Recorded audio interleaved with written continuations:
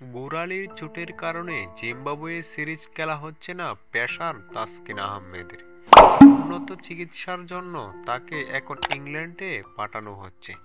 রোববার রাত ৮টার ফ্লাইটে ইংল্যান্ডের উদ্দেশ্যে ঢাকা থেকে কথা রয়েছে তাসকিন আহমেদের। তাসকিনের ইংল্যান্ডে যাওয়ার বিষয়টি গণমাধ্যমকে নিশ্চিত করেছে বাংলাদেশ ক্রিকেট বোর্ড প্রধান চিকিৎসক দেবাশিস চৌধুরী। জানা গেছে, আগামী ২৯ এপ্রিল তাসকিনের জন্য যুক্তরাজ্যের বিশেষজ্ঞ চিকিৎসক প্রফেসর জেমস ক্যালটারের অ্যাপয়েন্টমেন্ট নেওয়া হয়েছে। পা ও গোড়ালির চিকিৎসার জন্য বিখ্যাত ক্যালটার একজন।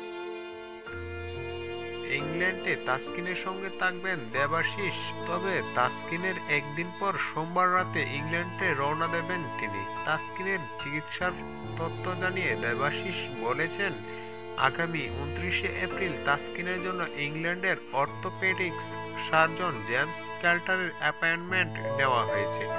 তার পরামর্শ অনুযায়ী পরের ধাপ অনুসরণ করা হবে। তাসকিনের সঙ্গে আমিও থাকব। চ্যাম্পিয়ন ট্রফি থেকে ফেরার পর চলমান ঢাকা প্রিমিয়ার লিগে মোহামেডানের জার্সিতে ৩ ম্যাচ খেলেছেন বাংলাদেশের এই তারকা পেসার। তারপর থেকেই গোড়ালির চোট নিয়ে মাঠের বাইরে অবস্থান করছেন তাসকিন।